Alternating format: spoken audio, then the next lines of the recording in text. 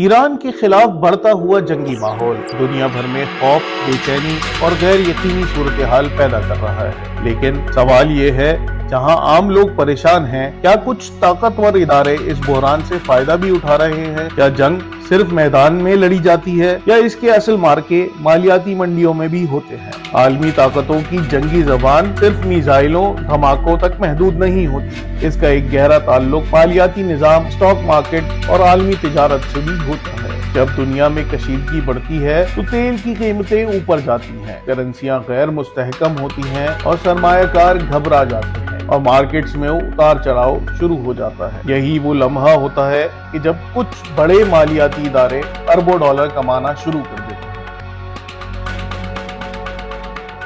حالیہ ایران امریکہ کشیدگی کے دوران امریکہ کے بڑے بینکوں نے زبردست منافع حاصل کیا۔ جے پی مورگن کیس کے سربراہ جیمی ڈائمن نے ایران کے خلاف سخت موقف کی حمایت کی۔ اسی دوران ان کے بینک نے سال کی پہلی سہ ماہی میں تجارت سے 11 ارب ڈالر سے زائد کا منافع کمایا۔ صرف یہی نہیں، سٹی گروپ، گولڈمین سیکس اور مورگن اسٹینلے جیسے بڑے اداروں نے بھی مارکیٹ میں ہونے والی ہلچل سے بھرپور فائدہ اٹھایا۔ جہاں عام آدمی بحران دیکھتا ہے، وہاں یہ ادارے موقع دیکھتے ہیں۔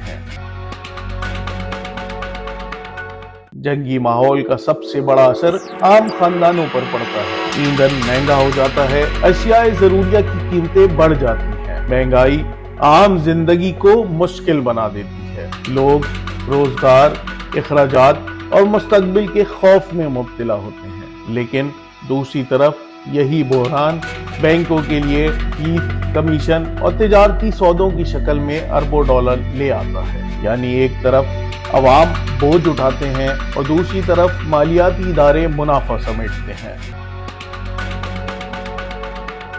صرف بینک ہی نہیں بلکہ اسلحہ ساز کمپنیاں بھی اس صورتحال سے فائدہ اٹھاتی ہیں، جیسے لاک ہیڈ مارٹن اور نورتھروپ گرومین۔ یہ وہ کمپنیاں ہیں جو میزائل، جنگی طیارے اور دفاعی نظام بناتی ہیں۔ جب کشیدگی بڑھتی ہے تو ہتھیاروں کی طلب بھی بڑھ جاتی ہے۔ نتیجہ، ان کمپنیوں کے شیئرز اوپر جاتے ہیں، آرڈرز بڑھتے ہیں اور منافع میں اضافہ ہوتا ہے۔ تاریخ ہمیں بتاتی ہے، جب طاقتور ادارے عدم استحکام سے منافع کمانا شروع کر دیں تو امن کا راستہ مزید مشکل ہو جاتا ہے، کیونکہ جنگ کی معیشت اپنے وجود کے لیے کشیدگی کو زندہ رکھتی ہے۔ سوال یہ ہے، کیا دنیا میں جنگ صرف سیاست ہے یا ایک بڑا کاروبار بھی؟ اپنی رائے کمنٹ میں ضرور دیں اور ایسے تجزیاتی ویڈیوز کے لیے ہمیں فالو کریں۔